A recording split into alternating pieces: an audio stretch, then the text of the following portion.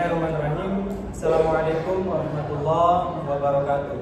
Waalaikumsalam warahmatullahi wabarakatuh. Alhamdulillahirabbil alamin wa bihi nasta'in wa ala umuri dunya waddin wa ala alihi washabihi ajma'in. Amma ba'd. Selamat pagi dan salam sejahtera untuk kita semua. Baik, teman-teman yang berbahagia semua, pada kesempatan kali ini sengaja maksud saya mengumpulkan teman-teman semua untuk datang ke ruangan ini. Kita akan melaksanakan bimbingan kelompok. Sebelum itu, saya mengucapkan terima kasih banyak kepada teman-teman yang sudah meluangkan waktunya untuk hadir di ruangan ini. Dan juga saya mengucapkan permohonan maaf apabila mungkin dalam penyambutan tadi ada tutur kata ataupun dalam menyiapkan tempat kurang berkenan di hati teman-teman semua. Sekali lagi saya mengucapkan mohon maaf yang sebesar-besarnya. Baik teman-teman, untuk menyingkat waktu kita, tujuan kita di sini untuk melaksanakan bimbingan kelompok. Sebelum kita melaksanakan bimbingan kelompok, alangkah baiknya kita berdoa terlebih dahulu. Nah, di sini saya mohon kesiapannya, ketersediaannya buat teman-teman yang ingin memandu untuk berdoa. Apakah ada teman-teman yang ingin memandu doa? Oke, Fajar, persilakan. Oke, baik, sebelum kita melaksanakan bimbingan kelompok pada hari ini, ada baiknya kita berdoa menurut agama dan kepercayaan masing-masing. Berdoa mulai.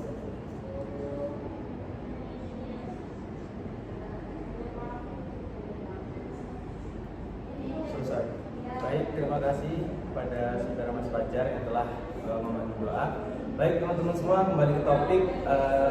Di sini kita akan melakukan bimbingan kelompok. Nah, kembali fokus semuanya.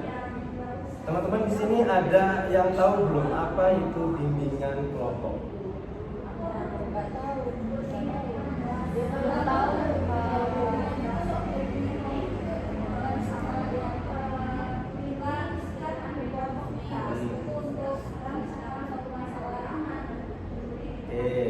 Memecahkan suatu masalah. Oke.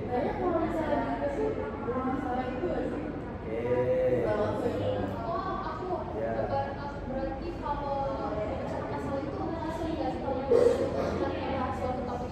Ya, ada lagi yang disampaikan?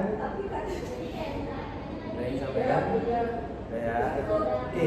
Dari pendapat teman-teman semua cukup benar, ya. Tapi di sini ada sedikit perbedaan antara bimbingan kelompok dengan konseling kelompok. Nah, yang akan kita lakukan dalam bimbingan kelompok ini yaitu membahas sebuah topik nantinya dengan memanfaatkan dinamika kelompok. Nah, dalam bimbingan kelompok ini bertujuan untuk teman-teman dapat mengetahui informasi dan juga menambah wawasan untuk teman-teman semua. Nah, kalau konseling kelompok, kita bersama-sama untuk mengerjakan masalah yang teman-teman hadapi secara bersama-sama. Jadi kurang lebih seperti itu perbedaan antara bimbingan kelompok dan juga konseling kelompok. Bisa dipahami? Oke, nah itu tadi terkait penjelasan dari bimbingan kelompok. Nah selanjutnya teman-teman semua ada nih tujuan dari bimbingan kelompok itu sendiri. Nah teman-teman di sini ada yang tahu belum tujuan dari bimbingan kelompok? Belum ada yang tahu? Oke.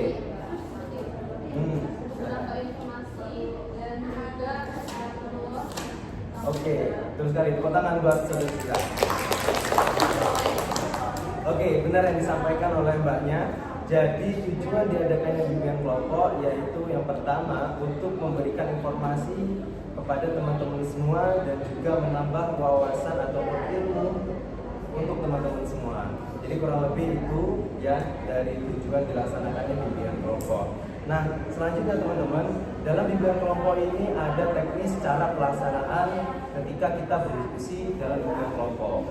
Nah, jadi teman-teman, izin menyampaikan sedikit ya terkait cara pelaksanaan. Ya, jadi cara pelaksanaannya yang pertama, halo teman-teman semua.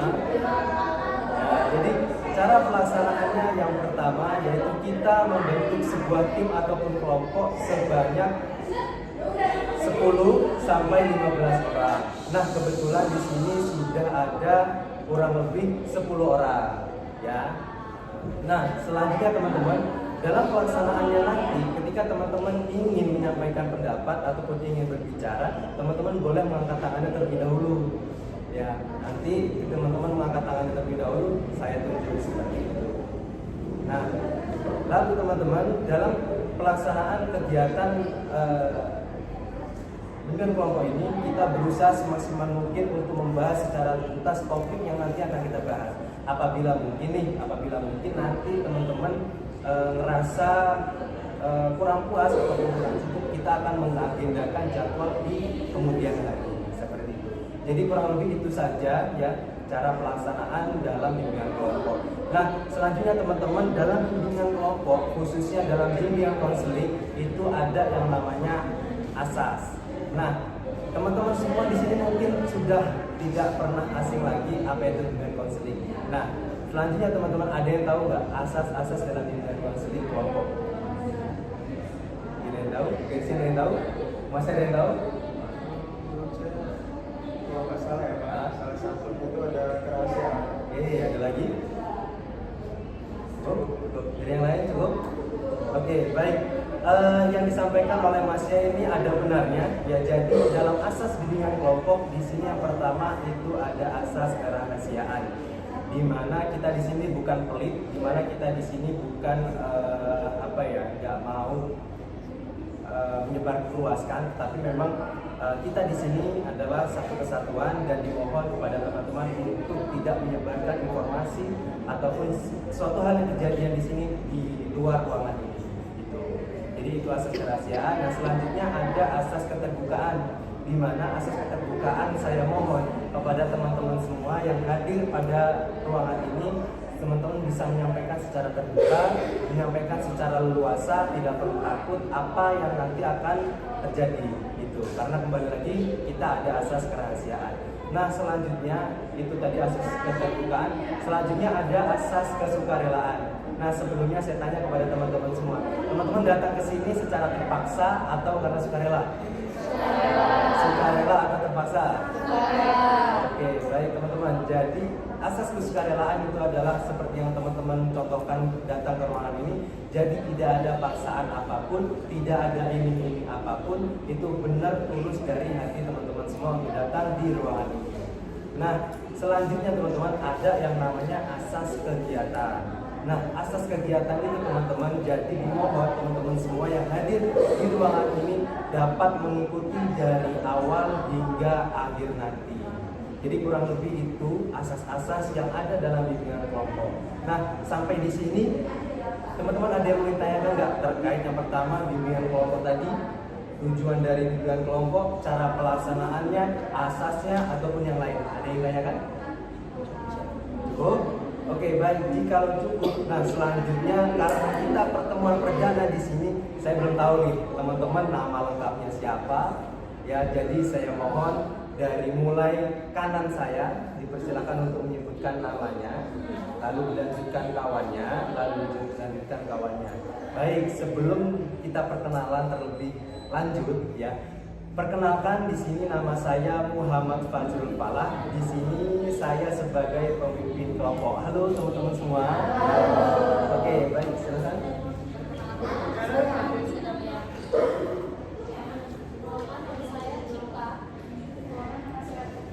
Perkenalkan nama saya Dea. Perkenalkan nama saya Rita. Perkenalkan nama saya Rita. Perkenalkan nama saya Pasti.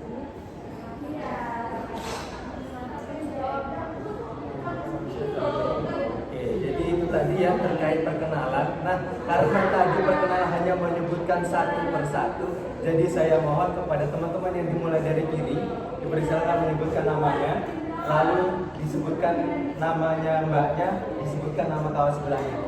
Gitu ya. Bisa dimengerti? Oke, silakan dari Masnya. Perkenalkan, saya Fajar, sebelah saya Eka.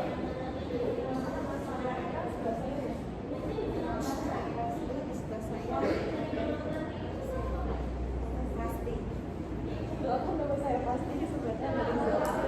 Perkenalkan nama saya Riza, di depan saya ada Dita. Perkenalkan saya di samping saya ada Najwa.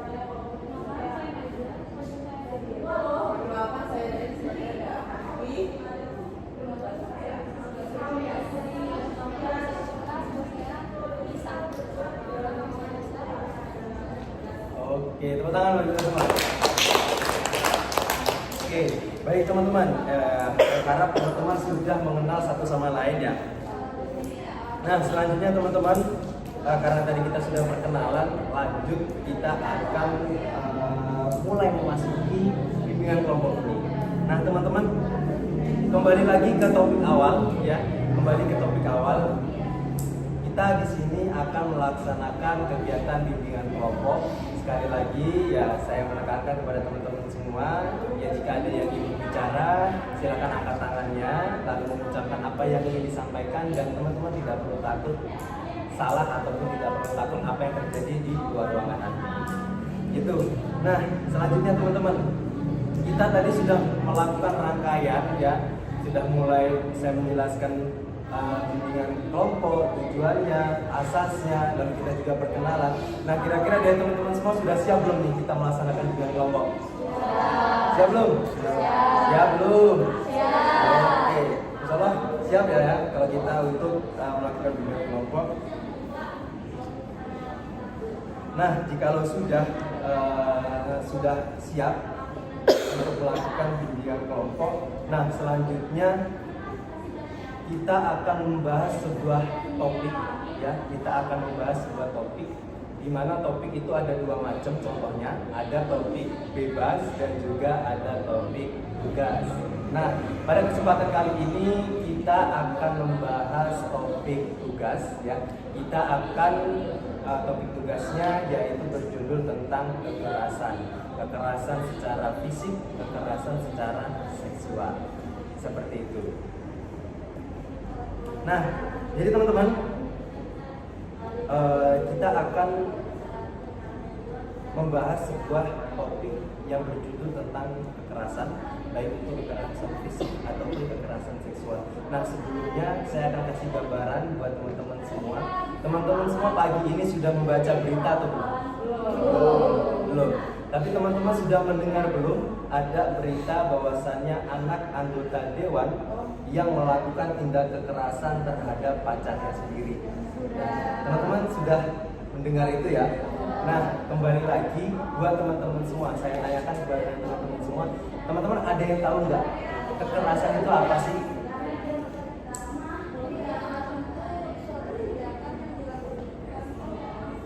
Ya.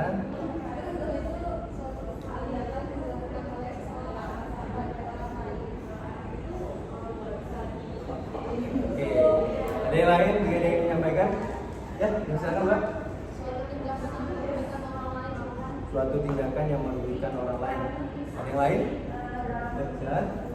Merupakan suatu kegiatan atau tindakan Untuk menyakiti orang lain. Kalau tadi merugikan orang lain, menyakiti orang lain, silakan. Itu tuh tindakan yang dilakukan oleh seseorang atau kelompok ke orang lain, dan itu bisa menyebabkan trauma juga. Trauma juga. Oke. Ada yang lain yang disampaikan? Sudah cukup ya? Baik. Ya, jadi pendapat teman-teman semua di sini tadi sudah benar. Nah, apresiasi buat diri kita semua. Oke, jadi teman-teman. Nah, jadi yang teman-teman sampaikan tadi itu adalah kekerasan secara fisik ya. Nah, menurut saya kayaknya karena teman-teman sudah paham terkait kekerasan secara fisik, kita akan menjerumus ke topik kekerasan fisik. Gitu. Nah, teman-teman semua, kekerasan fisik itu benar yang disampaikan teman-teman, bahwasanya merugikan orang lain, menyakiti orang lain, membuat trauma orang lain. Gitu. Bahkan kekerasan fisik itu dapat mengakibatkan luka yang dialami oleh si korban itu sendiri. Gitu. Nah, teman-teman, dari teman-teman semua di sini ada yang pernah mengalami ataupun ada yang pernah melihat terkait kekerasan secara fisik? Apakah ada yang pernah melihat? Tanda tangan dulu. Ya, dipersilakan. Dipersilakan. Kalau apa? Gimana ceritanya?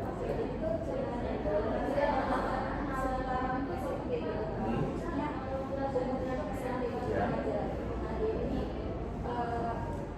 Merupakan korban KDRT dari ayahnya. Jadi beberapa KDRT itu sampai tidak cuma pukulan tangan masuk bola, tapi sampai pakai kayu.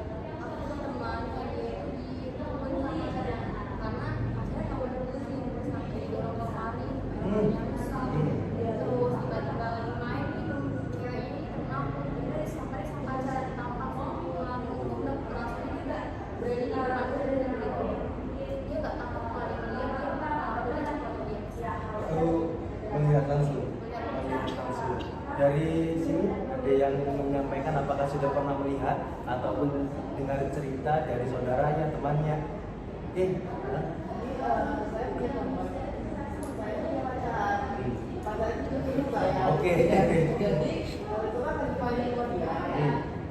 Pacar lagi main sama dia. Terus tuh pacar itu mau kamar mandi, cowoknya mau kamar mandi, tapi sama ceweknya nggak boleh. Nah karena nggak boleh ke kamar mandi, akhirnya cowoknya pergi dong ke apa untuk menumpang ke kamar mandi. Itu tuh posisinya tuh saya kayak mau karena gue karena ada jadi nggak mau jadi bilang nggak ada air. Nah pas udah selesai cowoknya balik lagi sama ceweknya.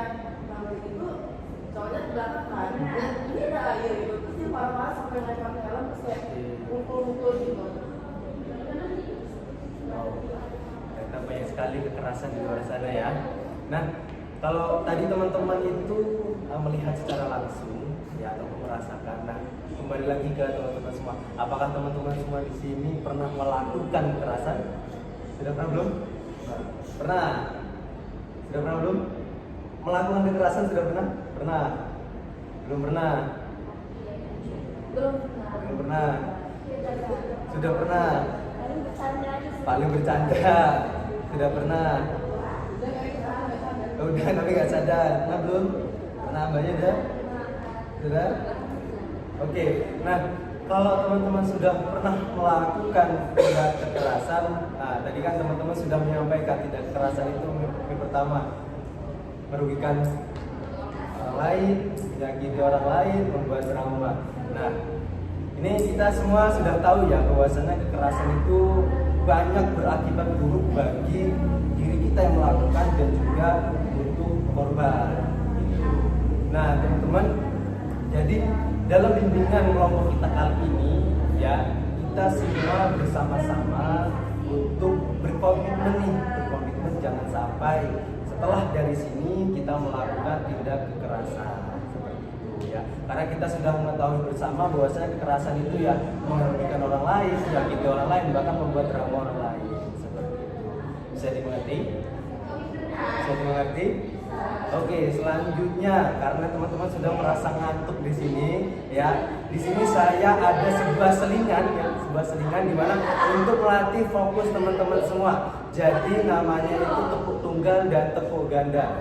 Jadi di mana nanti ketika saya mengucapkan tepuk tunggal, teman-teman tepuk tangan 1. Kalau misalnya tepuk ganda 2 kali. Gitu. Bisa dipahami? Bisa dipahami ya? Oke, kalau gitu semua tangan ada di depan. Fokus buat teman-teman semua. Tepuk tunggal, tepuk tunggal, tepuk ganda, tepuk ganda, tepuk tunggal, tepuk tunggal, ganda, ganda, tunggal, tepuk tangan. Oke. Kalau gitu lanjut kayak tukar lagi, lanjut tukar. Baik teman-teman, itu tadi untuk melatih fokus kita ya. Nah, buat teman-teman saya mau nanya, komitmen apa yang bakal teman-teman lakukan setelah keluar dari bimbingan kelompok ataupun kita sudah selesai dengan bimbingan kelompok ini? Saya mau dengar pendapatnya dari Mbak Lia yang lebih positif. Silakan. Komitmen apa yang akan dilakukan setelah melakukan bimbingan kelompok dengan membahas topik kekerasan fisik?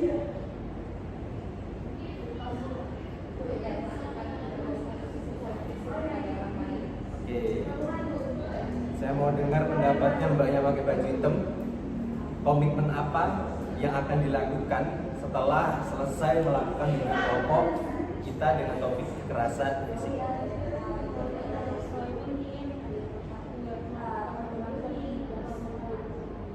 Oke ya, kalau tadi mbaknya kan pernah yang melakukan ya.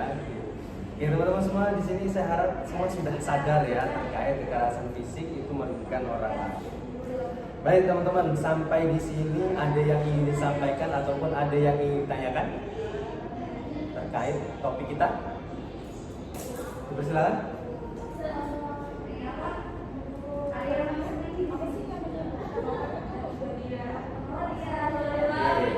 Jadi ya, kalau menurut saya kenapa orang itu bisa melakukan kekerasan itu ada 2 faktor. Yang pertama faktor dalam dirinya, yang kedua faktor dari lingkungannya. Itu biasanya kita semua udah tahu teman-teman semua bahwasanya keluarga itu merupakan pendidikan paling pertama, pendidikan utama yang ditanamkan pada diri seorang anak. Nah, bisa kemungkinan besar seseorang itu bisa melakukan tindakan kekerasan kalau di rumahnya itu orang tuanya melakukan kekerasan. Jadi teman-teman, dalam teori hubungan konseling bahwasanya anak itu bisa menjadikan siapapun yang ada di dekatnya. Jadi ketika seorang anak itu ketika kecil yang melihat selalu pertengkaran, kekerasan, itu bisa memungkinkan suatu saat ketika dia menjadi dewasa bisa menjadi seorang pribadi yang kasar. Pahami? Ada lagi? Silakan.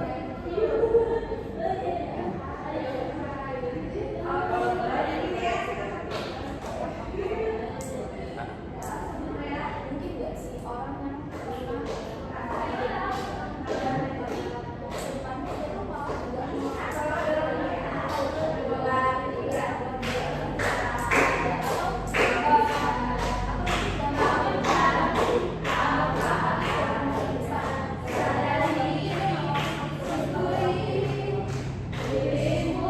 Poin dari pertanyaannya, apakah mungkin seorang korban yang mengalami kekerasan itu memungkinkan untuk melakukan seperti hal yang dilakukannya atau yang telah dirasakan itu? Ya sebenarnya kalau itu kembali lagi ke pribadinya ya. Di sini sangat penting sekali dalam penanaman nilai moral ya kepada setiap individu. Ya, di mana penanaman nilai moral, nilai keagamaan itu sangat penting sekali. Jadi ya bisa memungkinkan juga korban itu membalaskan dendamnya, bisa juga korban itu tidak membalaskan dendamnya karena mengerti bahwasanya untuk melakukan hal seperti itu benar-benar merugikan orang. Gitu. Ya, bisa kan? Kalau misalkan kita nggak sengaja lihat kekerasan di luar sana gitu, baiknya kita tuh melalui atau menghindar gitu, kayak udah pura-pura nggak lihat aja biar kita nggak kena. Oke. Nah, kan kita tahu bersama ya, sebaik-baiknya keadaan itu adalah kedamaian gitu. Jadi ya sebisa mungkin kita usahakan ketika kita melihat pertengkaran, kita melihat perkelahian, sebisa mungkin dengan tenaga kita, dengan usaha kita melerai. Tetapi jika tidak mungkin, ada seseorang mungkin laki-laki sedang berkelahi, kita sebagai perempuan mungkin kan tidak mampu untuk melerainya.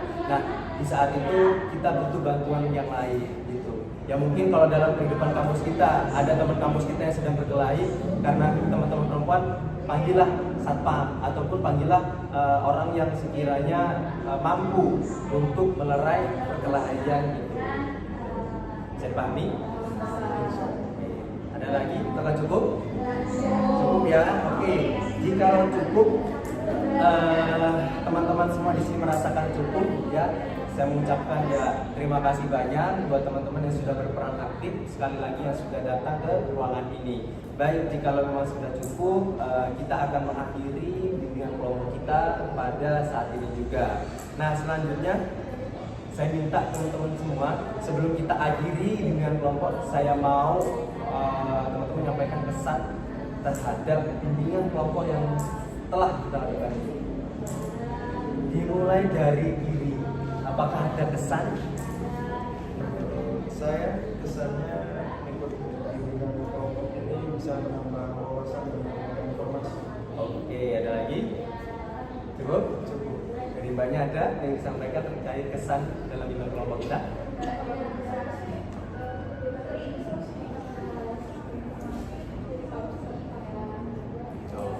Asik. Dari banyak yang disampaikan? Tidak ada? Dari banyak? Kalau dari saya kesannya dengan berkegiatan sama aja, menambah wawasan juga informasi, bisa saling sharing juga cerita pengalaman dari orang, jadi itu jadi pelajaran gitu makanya dilakuin juga. Oke, dari banyak? Menurut saya ya tadi memperluas wawasan dan kayak terbuka, jadi kita dapat pengetahuan yang baru. Oke, dari banyak begitu? Bisa saling bertukar pendapat, Oke, dari sebelahnya banyak ada yang sampaikan kesan kita? ada bimbingan kelompok ini? Ada informasi? Ada? Sama, oke. Main tepuk tangan senang. Dari mbaknya?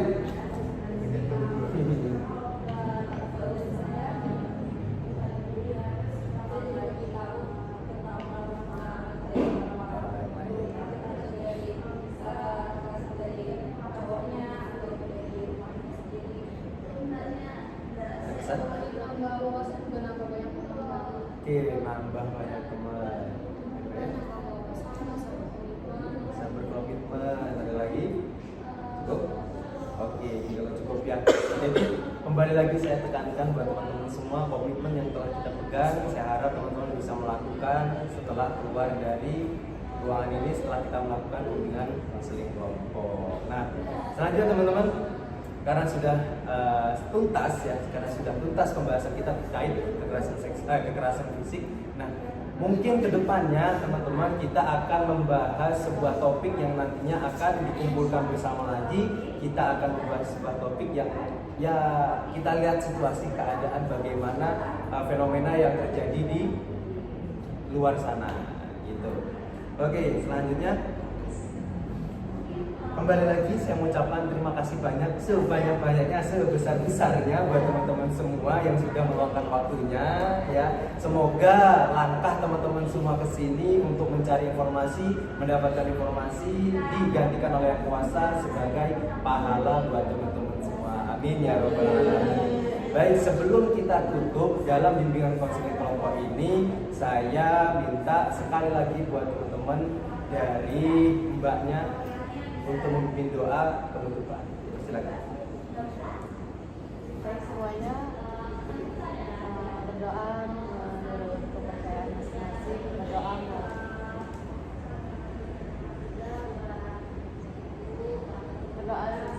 Oke, alhamdulillahirobbilalamin. Itulah tadi kegiatan bimbingan kelompok yang telah kita lakukan. Saya harap teman-teman semua bisa memegang komitmen yang telah disampaikan tadi. Lalu juga teman-teman bisa mendapat informasi yang berguna buat diri teman-teman semua gitu. Oke, tepuk tangan buat kita semua ya. Baik, jika kalau itu teman-teman nanti setelah saya salam, teman-teman boleh keluar di ruangan ini. Baik, saya akhiri pertemuan bimbingan kelompok kita pada siang hari ini. Mohon maaf apabila mungkin ada tutur kata yang kurang berkenan pada di hati teman-teman semua. Saya akhiri, wabillahi taufiq wal hidayah. Wassalamualaikum warahmatullahi wabarakatuh. Waalaikumsalam warahmatullahi wabarakatuh.